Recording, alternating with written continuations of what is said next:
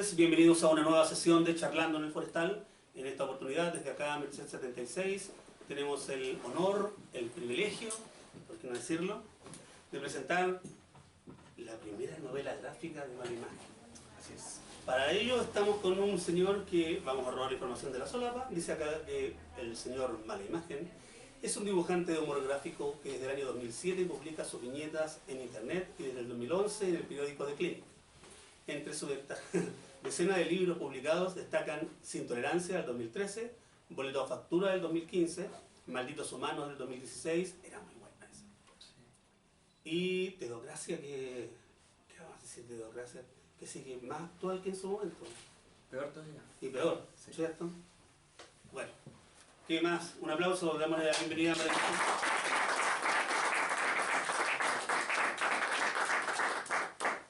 ¿Cómo estás, Guillermo? Bien, gracias por la invitación.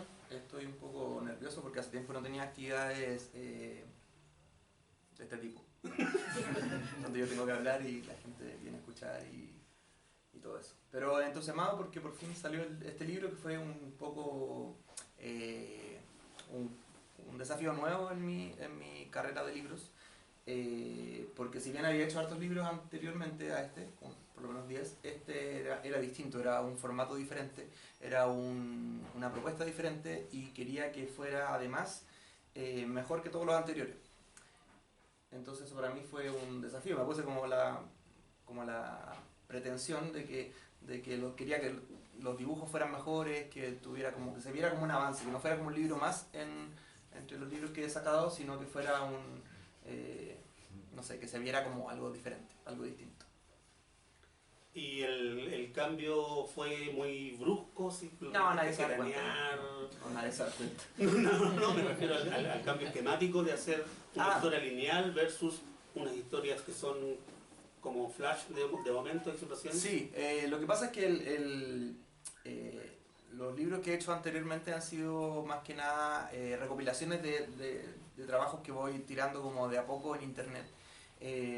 Y tienen este formato que es como la viñeta sola o una página de 12 cuadritos, pero nunca había hecho un libro lineal que desde el comienzo hasta el fin sea la misma historia. Además quería que los dibujos, muchas veces cuando tengo que hacer las historietas que se publican en los días martes o miércoles en el Clinic, esos dibujos los tengo que hacer entre el lunes y el martes, entonces para que se publiquen pasa muy poco tiempo desde que tengo muy poco tiempo para pensar la idea y dibujarlos y que se publiquen. Porque además como es de contingencia yo no puedo adelantar el trabajo como una semana antes, o quizás podría, pero me he acostumbrado a estirar, a dibujar como lo último que está pasando cada semana. Por lo tanto hay muchos de esos dibujos que quedan bastante hechos a la rápida, ¿no? A la gente le da lo mismo y yo creo que no se nota mucho, mis dibujos tampoco se destacan por su sofisticación, pero sí trato de hacerlos con lo mejor que puedo. Pero cuando hago esas historietas las hago muchas veces con muy poco tiempo, muy bajo presión. Y este libro quería que los dibujos quedaran mejores, además por primera vez estoy haciendo fondos en los libros, no sé, por ejemplo, aquí tenía dos personajes conversando que yo usualmente en una historieta del Clinic pongo los dos personajes hablando nomás y de fondo pinto Cristo y chao. Aquí dije, no, voy a dibujar atrás un librero, voy a dibujar un cuadro de fondo, voy a hacer que aquí la tele y puse un crochet debajo de la tele, etcétera, como detallitos que espero que aprecien porque me tomó harto tiempo hacerlos y creo que le da mayor riqueza gráfica al libro. Ahora, lo que estoy diciendo no es como una cosa que no es un gran mérito porque todos los dibujantes hacen fondo, lo que pasa es que yo me estaba saltando esa pega en todo lo otro por la que la gente me conoce, entonces no es que merezca un aplauso y algo por dibujarle un fondo a los personajes, generalmente lo debería haber hecho así siempre, pero bueno, así soy yo. Pero la ambientación es importante. La ambientación es importante y además porque quería que fuera un libro ficticio no es la palabra, pero es una historia ficticia, pero quería que tuviera muchos elementos reales, muchos elementos de la actualidad. En un momento me pasaba que no sabía qué dibujar de ambientación, porque no quería que fuera necesariamente Chile, no quería necesariamente fuera Santiago, no quería que los personajes se parecieran que fueran exactamente un personaje que ya uno conoce, pero por ejemplo si iba a dibujar a dos personajes en un matinal, los dibujé, bueno, yo veo matinales porque los dibujantes no salimos de la casa, entonces nos despertamos y quedamos ahí mismo. Entonces yo tomo desayuno viendo el matinal. Lo que hace son muy mal, porque generalmente la información de los matinales no es tan buena. Pero entonces, claro, dibujé en matinal, entonces dibujé una especie de Tonka Tomisic con una especie de Martín Cárcamo, que no son los mismos, pero se parecen. Me pasó que tenía que llenar a veces espacio y no sabía cómo. Decía, voy a hacer un personaje corriendo, ¿y qué hago atrás? Y en un momento dije, de algo que sirva todas estas cosas que subo a redes sociales, y me metí a mi propio Instagram a ver fotos que saco cuando voy de viaje. Entonces, por ejemplo, hay un mural que está en el mercado de Temuco, y yo dije, tengo esa foto, voy a hacer una versión mía de ese mural. Entonces como que ahí iba armando la ambientación del libro, y yo creo que esos elementos van a quedar un poco, el que cachó, pero la idea, yo creo que le dan un poco más de gracia, no sé, de onda al libro, que tenga como elementos como que conocemos, elementos sacados de referentes cercanos, pero que no necesariamente son importantes para la trama, sino que son como importantes para el proceso. O sea, bueno, probablemente no les importen a ustedes, pero para mí fueron importantes, yo se los cuento, y como estoy hablando yo, tienen que escucharme.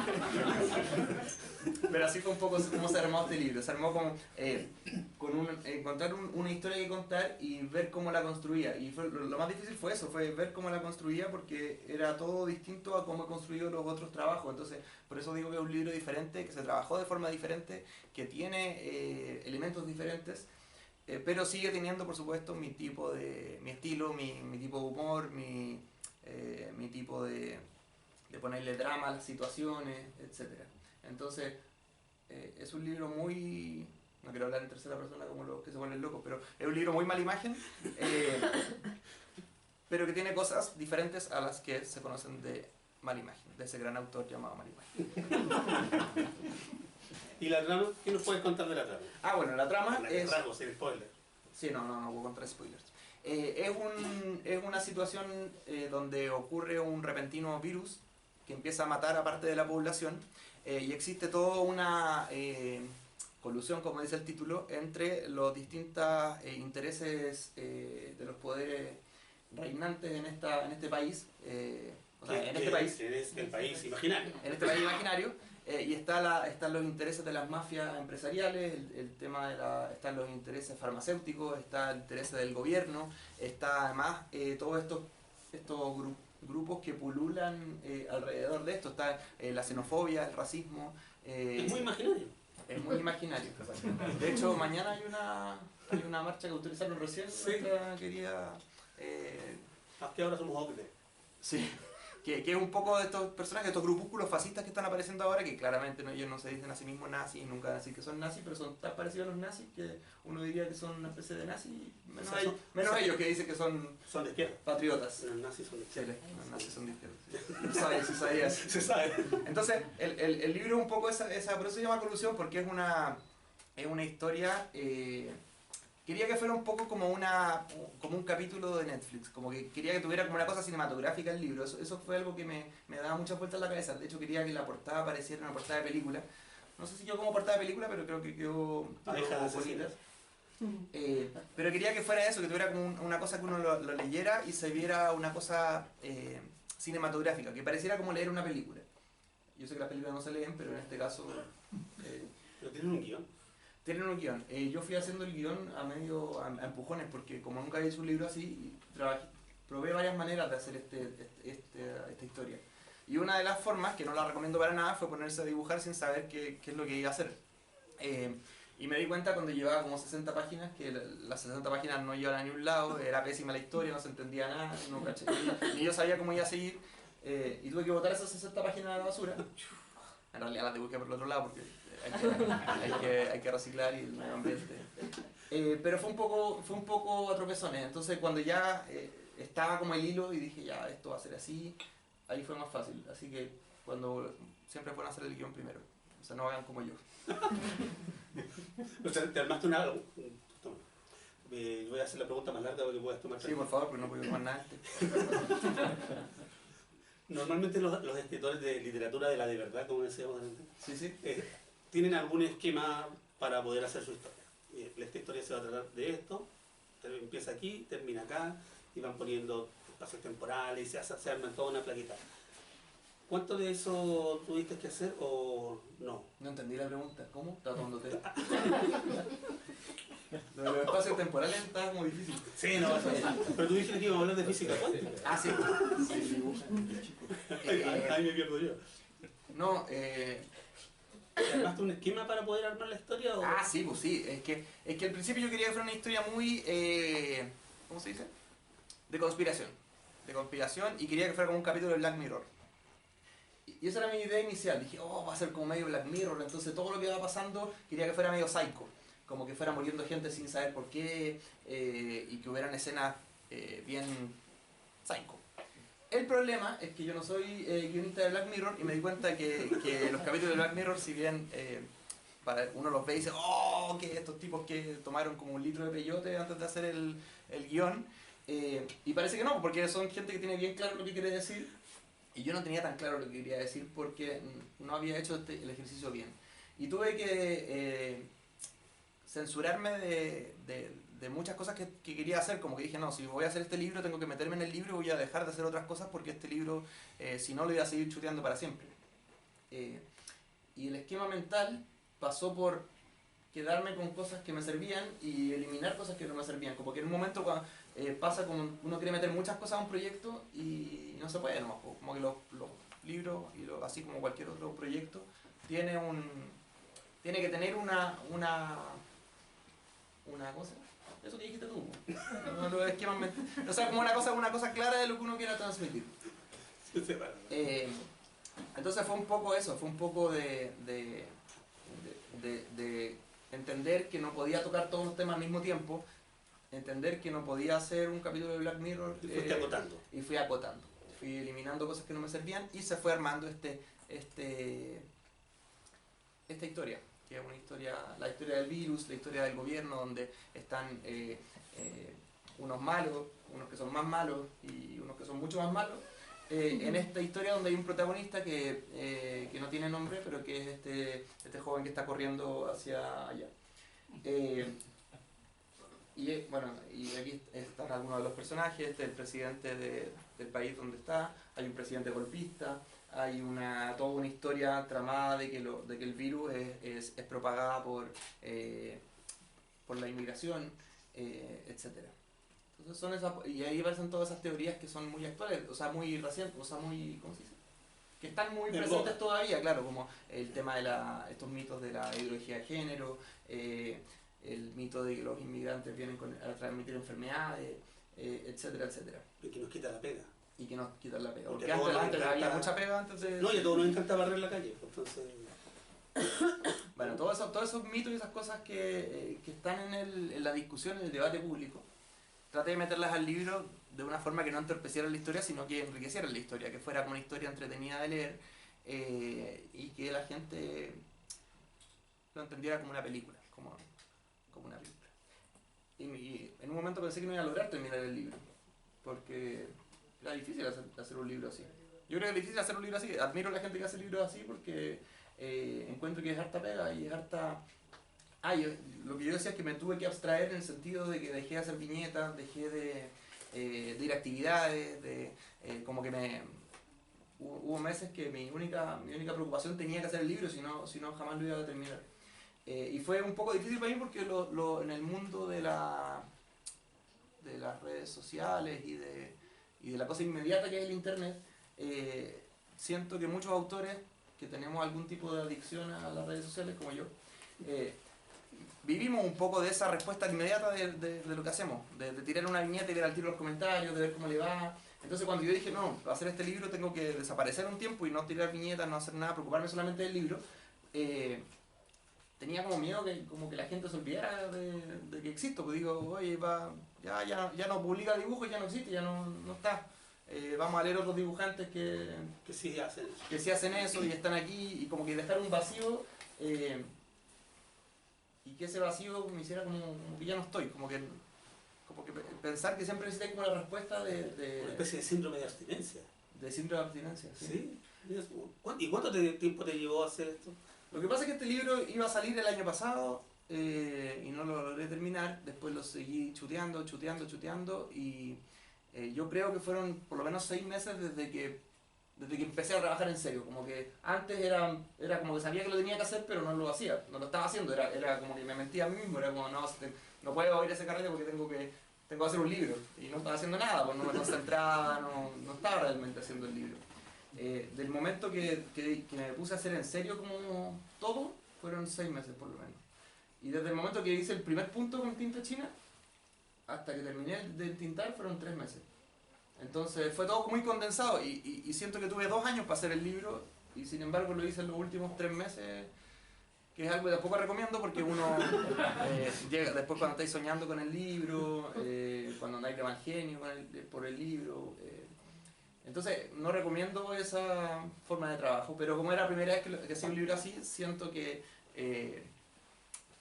iba a ser así. Uno paga el noviciado, es lo primero que hace siempre, creo. Pero quedaste contento con el trabajo. Quedé contento con el trabajo, creo que, no sé si es mi mejor libro, pero sí es la mejor novela gráfica que he hecho. Sí. De eso puedo estar seguro y lo puedo firmar. Y quedé contento porque es un libro que tiene todos los elementos para hacer un libro mío. Como que siento que tiene mi tipo de humor, que primero quería que fuera algo tan diferente que de repente tuve como la sensación de que estaba haciendo algo que no se parecía a mí, como que cuando quería hacer todo eso de Black Mirror, la conspiración, todo eso que dije al principio, y esas 60 páginas que tiré a la basura, o sea, que di vuelta que reciclé, sentí que el miedo que tenía era estar haciendo una apuesta tan diferente que no fuera... reconocible. No que no fuera reconocible, que hacer algo que en realidad no me identificara, y siento que el libro como está ahora sí me identifica muy bien, y cuando lo lean, si es que no lo han leído, espero que les pase eso, de decir, este es un libro muy en el estilo de Malimagen, pero con otra propuesta estética o de narrativa, como dicen los autores de verdad, narrativa, literatura. Y yendo a lo que comentabas, a propósito, si ya alguien lo ha leído, alguien quiere hacer alguna consulta, siéntanse partícipes de esto, no estamos tan cerrados. Pueden hacer algún comentario, hoy me pareció estupenda tu viñeta, pero no la incluiste en el libro. Sí, si no lo hagan, por favor. ¿No? Wow, llegó público silente. Lo peor que puede pasar para uno. Pero podemos rellenar aquí un... Bueno, la idea que yo... O sea, cuando lo lean, si es que lo leen, si es que les interesa leerlo, o a menos que estén aquí de casualidad y justo entraron a la librería y bajaron porque pensaron que había algo abajo. La idea es que cuando lo lean no traten de nada, en realidad los libros tienen que defenderse por sí mismos, yo creo, no es necesario que el autor hable por el libro, pero ojalá les pueda transmitir un poco lo que estamos hablando hoy día, por lo menos ustedes que son los primeros que escuchan algo acerca de este libro, porque esta es una exclusiva para que leo Forestal. Ay, qué lindo. Es primera vez que desclasifico cómo fue hacer esta obra maestra de la narrativa literaria Ilustrada. Sí, eso. Entonces, ojalá fuera se entienda un poco así. O sea, no como una obra maestra, sino como lo que dije antes. como una especie de historia que yo creo que son temas que es importante discutir y no son lejanos, como que digo, no sé, la marcha de los neonazis es mañana y es aquí a 2 cuadras de acá, entonces como que bueno, no, si hay alguno que quería ir, espero que... para el otro lado, a 2 cuadras, pero entonces es algo que está muy presente, porque son temas muy graves, creo yo, no son temas como para reírse, así que los que se estaban riendo antes lo encuentro insólito. Es difícil reírse de tanta barbarie por 2 minutos de seriedad, 2 minutos, ¿no? Porque es difícil reírse de tanta barbarie.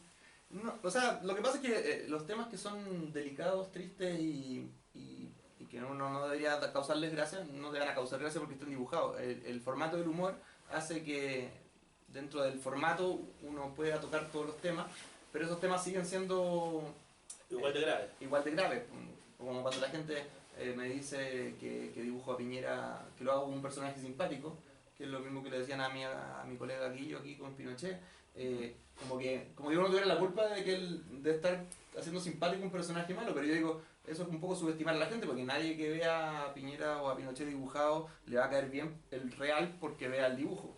Eso creo que sería un poco ver a la gente como subestimarlo un poco. Entonces, yo creo que los temas hay que tratarlos en todos los formatos, y uno de los formatos es la historieta, así como también se escribirán libros muy serios y cabezones sobre estos mismos temas, y también está bien. Pero el formato del humor gráfico y la historieta yo creo que da para todo, no es una cosa como solamente para... Por eso ahora se le dice novela gráfica a los libros de historieta. Finalmente es una historieta nomás, siempre fue una historieta, pero se le dice novela porque la historieta tenía siempre el estigma de que era como para un público infantil, para los niños. Y creo que la gente que las hacía o la gente que las tenía que vender dijo, bueno, esto es más parecido a una novela dibujada que a una historieta como lo concebía antiguamente la gente, que era algo para infantil. Entonces por eso se le da ese nombre más estrambótico que yo ahora tengo que decirlo porque hice una novela gráfica, pero antes no la decía. Y me reía de la gente que la decía, jaja, le dice novela gráfica a su historieta.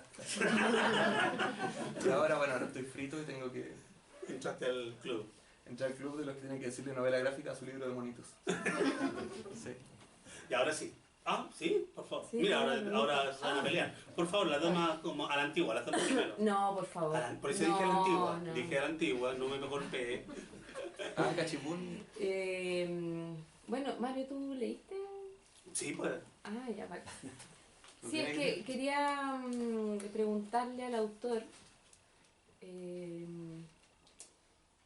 qué le parecía el tratamiento sobre la violencia política en el libro. Creo que ahí hay un trabajo obviamente de caricaturización de algo que pasa, que está muy presente en la escena política cuando chocan distintos proyectos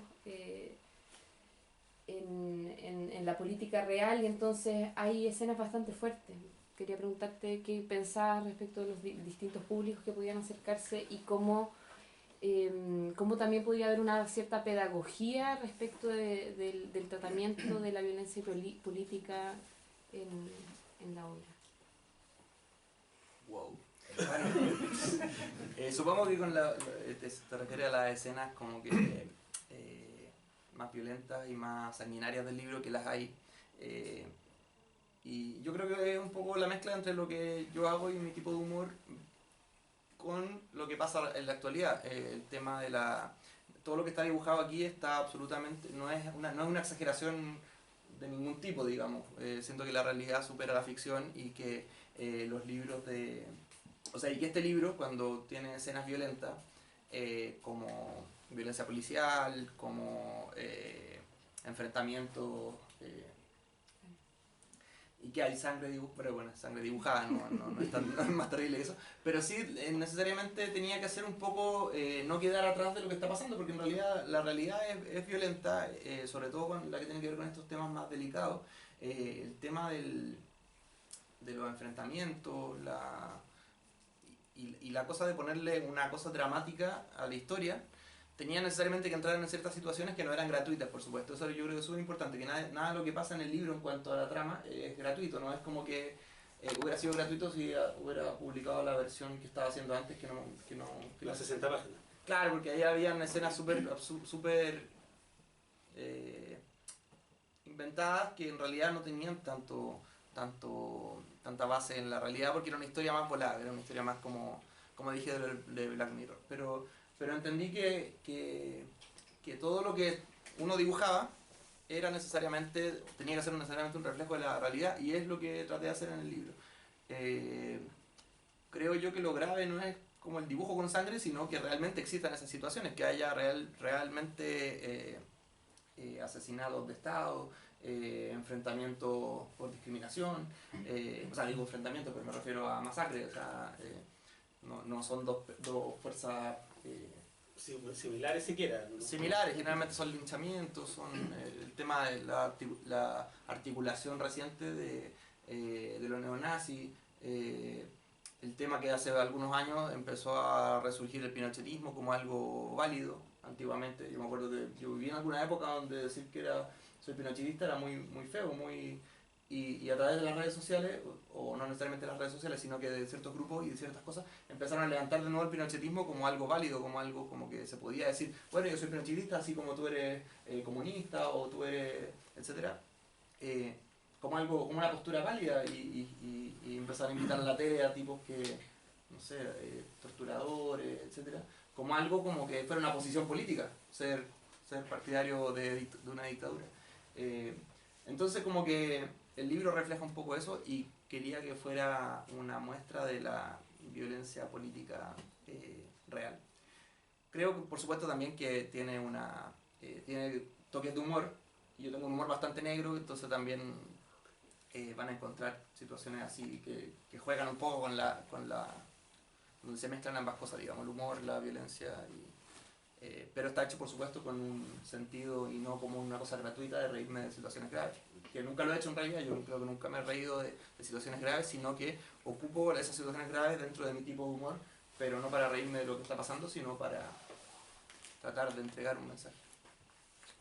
Pero he respondido a la pregunta. Por favor, adelante. Sí, un poco es como lo mismo lo que te quería preguntar, pero a lo mejor poder redondearlo de otra manera. A ver, algunos buenos sabios de la antigüedad, los sabios taoístas, decían que el humor es el arma del sabio. Y yo no creo mucho en la neutralidad del humor, en la neutralidad del arte. Eso es un discurso que yo no comparto. Así que siempre me he preguntado, yo disfruto de tu trabajo, y a través de tu Facebook también. Y voy a ir a la marcha mañana.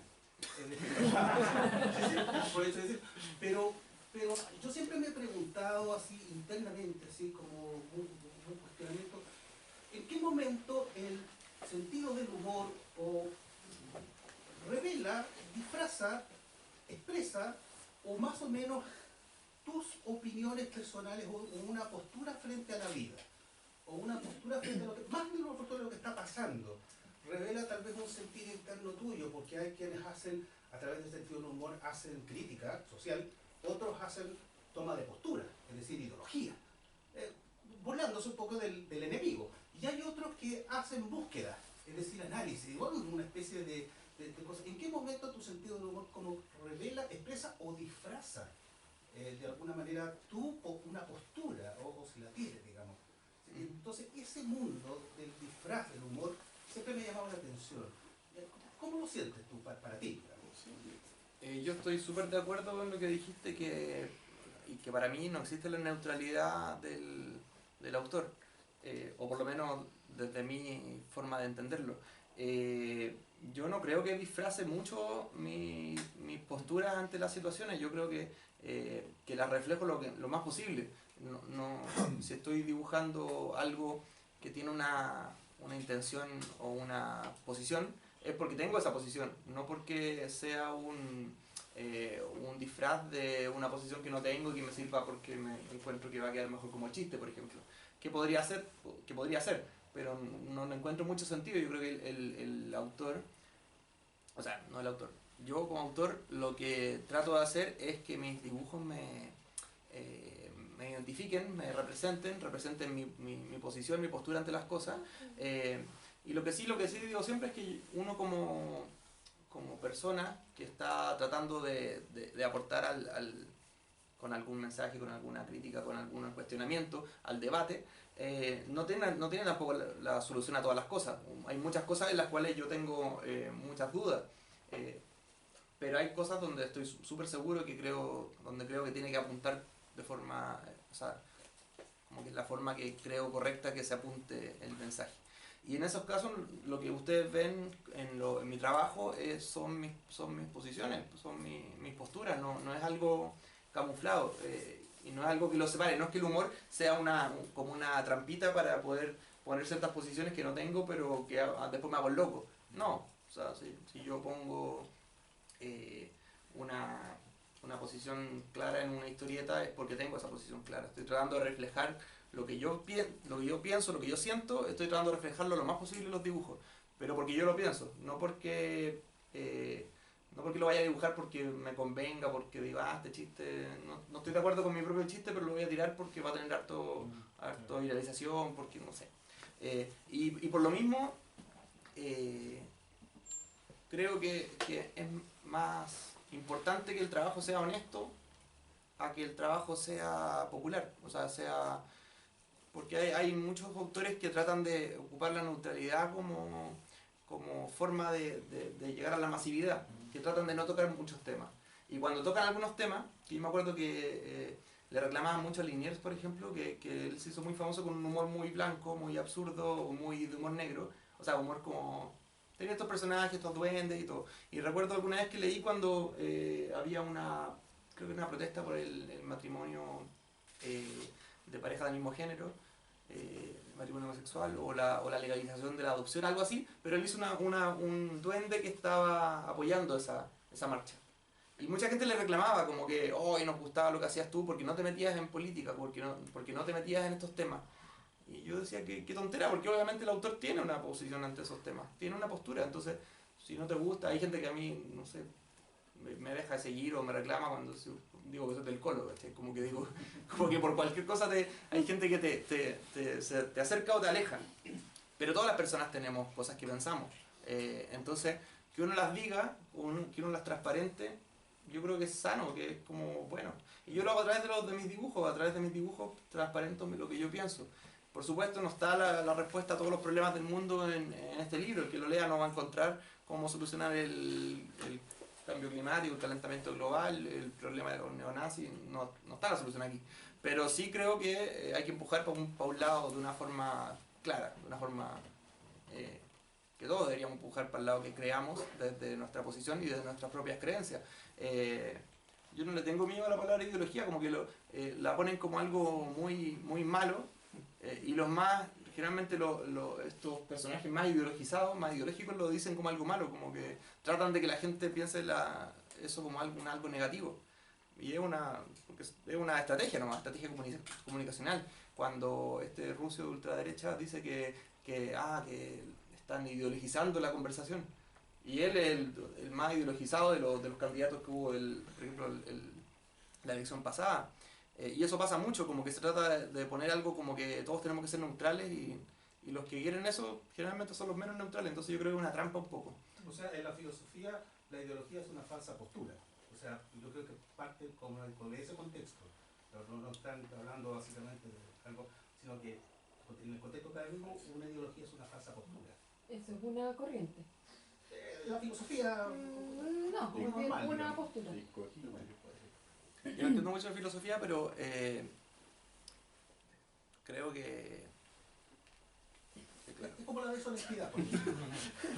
No, lo que pasa es que hay gente que ocupa es que son trampitas, no sé si dice lingüística, pero como que ocupan ciertas trampas como de comunicacionales, al final son campañas comunicacionales, son estrategias, son trampas. Cuando muchos candidatos dicen una cosa porque no quieren decir otra o porque saben que eso va a pegar, como el discurso del odio, el discurso de la... claro, son estrategias comunicacionales, hay agencias detrás. Los candidatos tienen agencias atrás, los políticos tienen agencias atrás, entonces muchas veces dicen cosas que en realidad están mintiendo. Es lo que hace la ministra Cubillos, por ejemplo, que tenía todo un discurso armado de que la educación y que la tómbola y la cuestión, y tenía una estrategia atrás para tratar de meter una cosa. Lo que está haciendo Monk con lo de las 40 horas, que es divertido cuando te dicen como que una ley de 40 horas, catombe, caos y destrucción de la humanidad, y 41 horas es perfecto, los empleos van a subir, como que en una hora cambiará todo absolutamente. Entonces son estrategias comunicacionales, lo que están haciendo es mentir, y esa mentira es absolutamente ideológica, son posiciones ideológicas. Entonces me parece que, volviendo al origen de la pregunta, uno tiene que meterle realidad, como honestidad a lo que hace, porque si no es muy fome hacerlo de forma como automática, como abstracta. No sé, que a alguien le guste el abstracto y lo haga, o sea, más artístico para sus cosas y haga un par de rayas en la pared y diga, no, porque yo soy así, loco, volado y todo. Yo no soy así, yo soy más racional, más concreto, dentro de mis propias dudas y cuestionamientos también. Adelante, caballero. Un honor. Allá atrás también hay una mano atrás. Sí. Así que el primero que... Enseguida. ¿Quién va primero? No, tú y Dale. yo no sé qué. No lo había visto. Oye, lo mío es más de técnica narrativa y construcción dramática. Ah, preguntas de... Una vez que votaste esas 60 páginas, ¿Sí? ya tenía ahí claro en el nuevo proceso el final. Cuando empezaste Yo soy muy malo para los finales, siempre que empiezo a hacer los cómics y generalmente los últimos 2 cuadros, cuando tengo que hacer un cómic de 12 cuadros, los últimos 2 o 3 no los sé y muchas veces me sorprendo porque los encuentro muy encima del plazo fatal. Lo que tampoco se lo recomiendo a nadie porque es una pésima estrategia pero me pasa un poco eso. Lo que pasa es que cuando el libro cambió de rumbo, sí me ayudó mucho a armar estos esquemas mentales y fue a hacer un índice. Fue a hacer un índice donde quiero contar esta historia, estos personajes me sirven y estos no, estos temas me sirven y estos no. Y este índice ya yo podía entender cómo partía la historia, cómo se desarrollaba la historia y cómo tenía que terminar, tentativamente. Traté de hacer varios plot twists, ¿se dice? Plot twists, ya, eso. Varios plot twists para que el libro no fuera predecible. Tenía mucho miedo de que el libro fuera predecible, que alguien lo leyera y decía, al final ya se me había ocurrido. Como era una pura historia, lo que no pasa en las viñetas de un puro cuadro, porque en un puro cuadro la sorpresa te llega, el final te llega tan rápido que no lo pensaste tanto. En cambio, un libro de 130 y páginas, uno podría ir por la mitad y decir, yo creo que el malo va a ser este y va a pasar esto al final. Entonces cuando llegué al final, para responder tu pregunta, después quise cambiar ese final, porque me pasó que no se entendía también el final. Como los finales son mi punto débil, no le digan a nadie porque es secreto.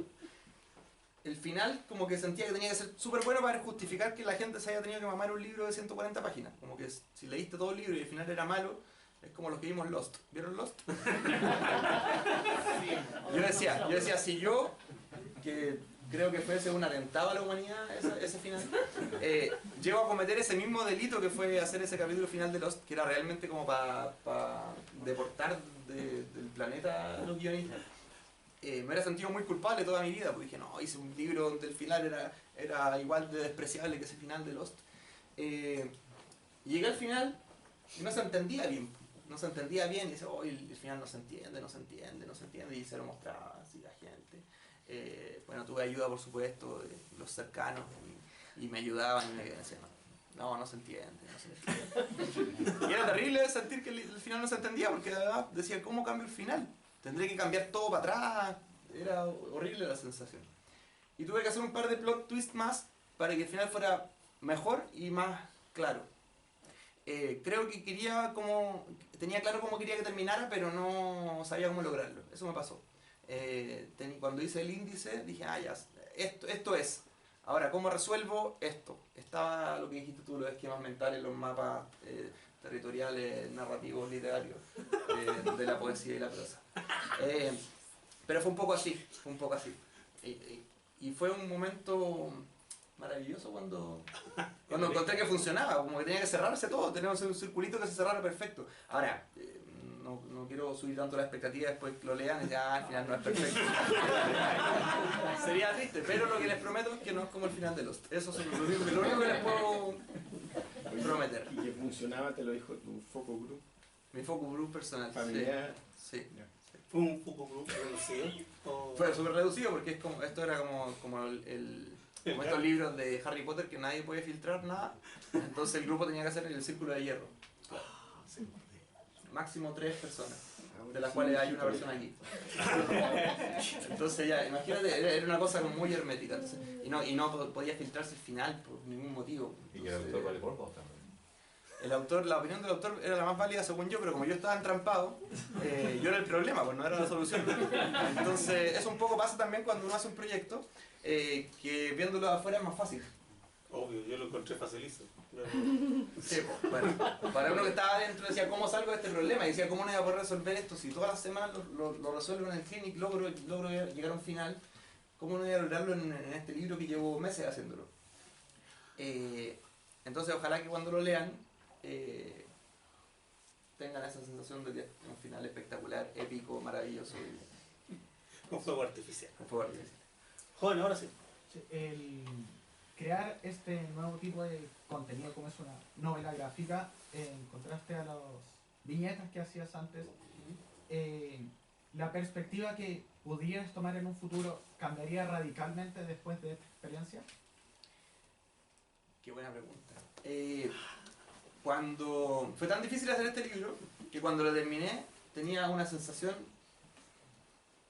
como de que decía, ojalá le vaya bien al libro para que vaya valido la pena tanto trabajo, pero que no le vaya tan bien para que la gente me pida una segunda parte, porque no quiero volver a hacer esto. Esa era mi sensación, como que si llega a hacer un libro como que le va súper bien y digo, no, voy a tener que hacer otro, no quiero hacer otro. Pero ahora, cuando ya pasó esa sensación, obviamente que es la que se da por la abrumación del estrés y de la carga de trabajo, ahora lo veo con más relajo y digo, no sé si este libro va a significar hacia adelante un cambio en lo que yo hago. Yo creo que es una propuesta diferente, pero no voy a abandonar lo que vengo haciendo de la viñeta como el formato que también me gusta. Lo que quise hacer era ampliar y no hacer un cambio, ¿cómo se dice? Radical, un cambio tangencial, como de la tangente. Quería que fuera hipotenusamente diferente. No, lo que quería era hacer algo distinto, pero no para cambiar todo lo que venga adelante, sino que quería tener un abanico más amplio en cuanto a mi trabajo. De hecho, una de las razones por la que este libro salió este mes y no el siguiente, porque yo tenía plazo hasta el siguiente, era porque me habían invitado a la Feria del Libro de Medellín, lo que me tenía muy contento porque yo no tengo tantas invitaciones del extranjero como otros autores. Entonces dije, bueno, me gustaría mucho llevar este libro nuevo a Medellín para presentarlo, entonces voy a adelantar el plazo para alcanzar a tenerlo listo para esta feria. Pero no significa que de aquí en adelante yo solamente haga novelas gráficas, porque creo que también me gusta mucho lo que hago con las parodias del acontecer local o las viñetas sueltas.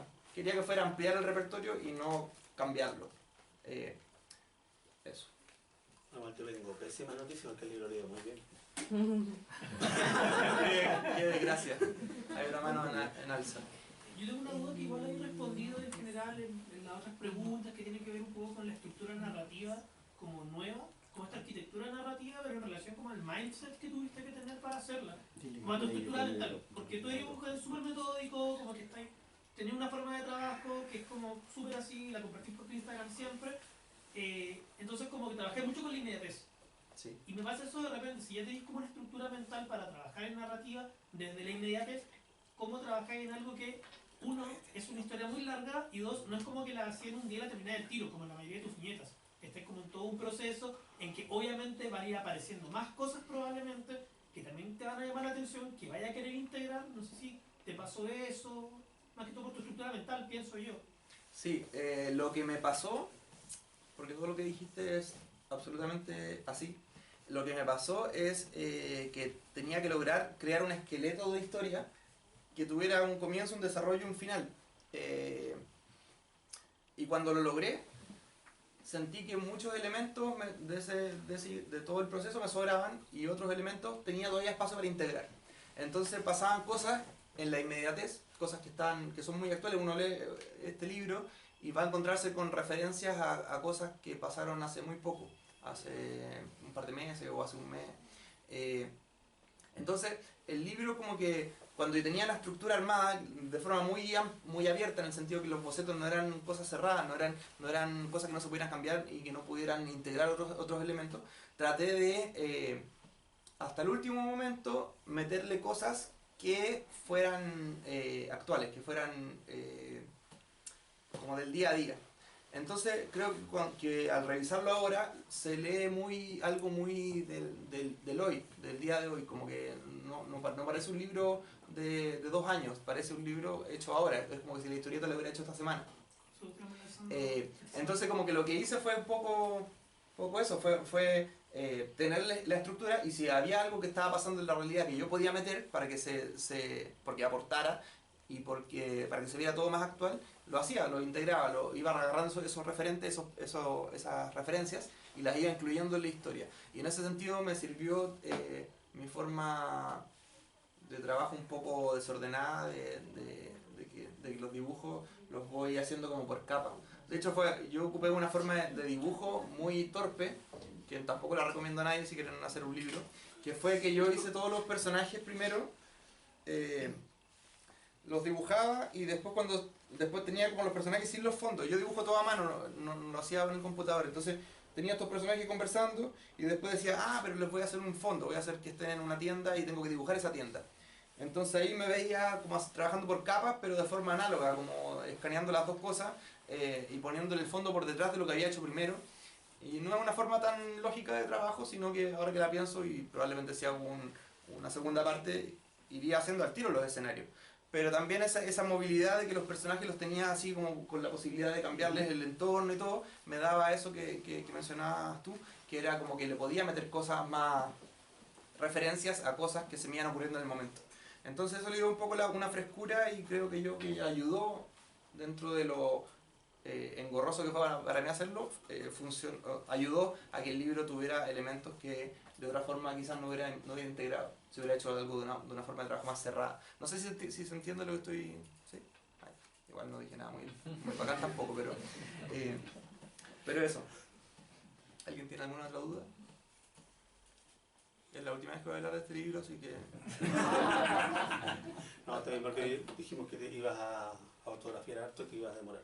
Así que, si nadie más tiene una pregunta, vamos a... Ahí hay una pregunta. Por favor. Bueno, para los que te conocemos hace algún tiempo,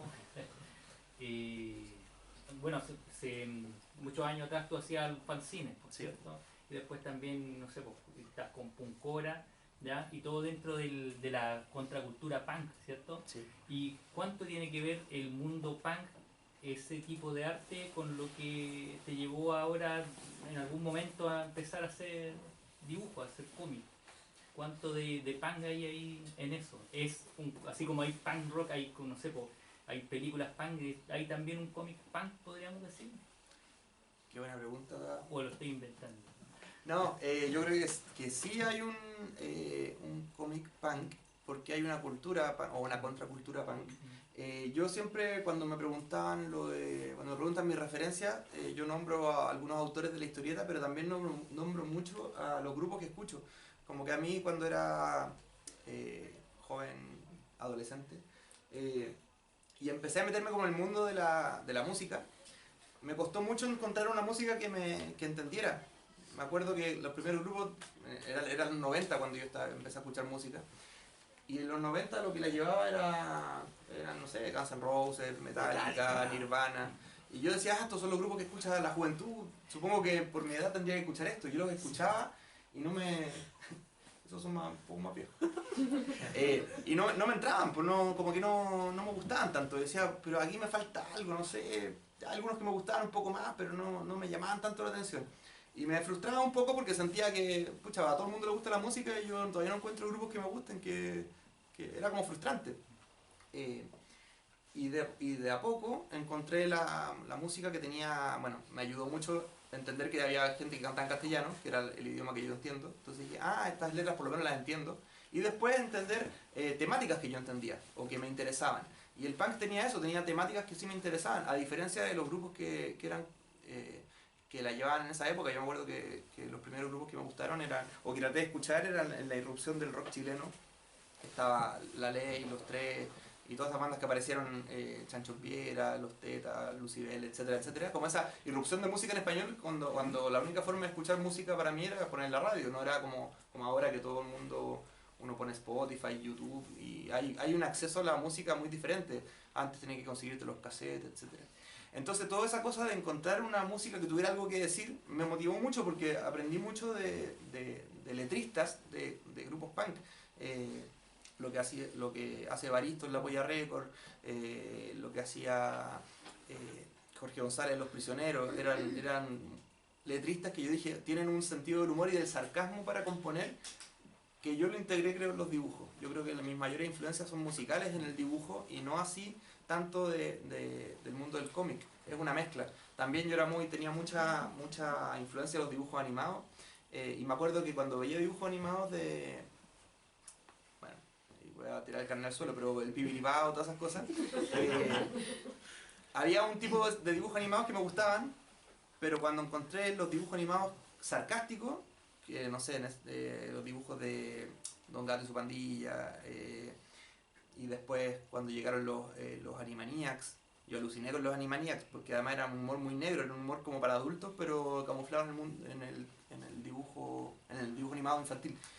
Los Simpsons, que yo los veía después de Video Loco en esa época, y veía un capítulo a la semana, no era como ahora que hay Simpsons por todos lados, no, tenía que esperar un dibujo, o sea, un capítulo a la semana, y para uno estar despierto hasta las 12 para ver un capítulo de Los Simpsons a la semana era harta pega cuando era niño. Disculpa, en lo de los, bueno, de los ubicas igual al cierto cómic español que también es muy parecido a lo que haces tú, que por ejemplo era una revista que salía cuando estaba la dictadura española, que se llamaba El Jueves. El Sí. Jueves o El Papo, no sé si lo ubicas. Lo ubico, pero lo ubiqué ahora, o sea, Ya. con internet. Ya. No fueron para mí referencia ya. antiguamente. El Ibá también es un dibujante como de eso, es como de la década de los 80. Y, Esos dibujantes como Asagra, por ejemplo, claro, los incluso conocí... es antes de Asagra y Ibá. Ya, yo creo que el dibujante español que yo conocí, el primer dibujante que conocí era Asagra, y lo conocí precisamente por el disco Los Jubilados de la Polla Record. Y era muy emocionante para mí encontrar un disco de punk que tuviera una historieta adentro. Y para mí fue como, oh, qué entretenido, son las dos cosas que me gustan, los dibujitos y la música. Y yo creo que el punk tiene un poco... tiene esa cosa como de no artesanal es la palabra, pero como el punk siempre ha sido como una cosa muy poco comercial, salvo el punk comercial, siempre se las tuvo que rebuscar para hacer las cosas. Y el tipo de dibujo que era fotocopiable, por ejemplo, fue muy importante para los fanzines. Cuando tú mencionaste los fanzines, yo hacía fanzines, y si quería meter un dibujo, el dibujo no podía tener mucha elaboración, porque las fotos o las cosas con muchas tramas, después lo fotocopiaba y se veía un borrón nomás, porque uno fotocopiaba, la fotocopiadora era más barata, que no era la mejor, pero era cómo se difundía la información en esa época. Entonces los dibujos lineales o con mucho contraste servían muy bien para la fotocopia, y yo me acuerdo que para mí muchas veces hacía dibujos que tenían que ver con esa forma de reproducción después. Yo hacía dibujos para... mi primer tipo de participación en política era contra el servicio militar, obligatorio en esa época, y yo hacía dibujos que salían en panfletos contra el servicio militar, y era muy emocionante para mí que mis dibujos, que yo siempre los había hecho porque me gusta dibujar, servían para algo importante, para la lucha y para destruir el militarismo. Yo lo veía así, como que bueno hacer un aporte en estas cosas que creo que eran importantes. Y ahí me sirvió mucho eso que decías tú de la cultura punk, porque era como cómo se ha ido moviendo esa cultura y cómo habían soluciones prácticas a problemas de presupuestos o problemas de distribución de las cosas, como las contraculturas, que no solamente en el punk, sino que en lo que se dice de las tribus urbanas que eran en esa época, los metaleros, los raperos, siempre se las rebuscan para moverse donde no hay aparente movimiento. Eso, espero haber respondido a tus preguntas. Un gusto verlo nuevamente. Muy bien, le damos las gracias a Marimagen y por supuesto para los que nos están viendo en la grabación que vamos a subir en 3 meses más. Conclusión, vendría siendo algo así como un flash de algo que tendría que haber sido una historia pasada, pero es más presente de lo que a uno le gustaría.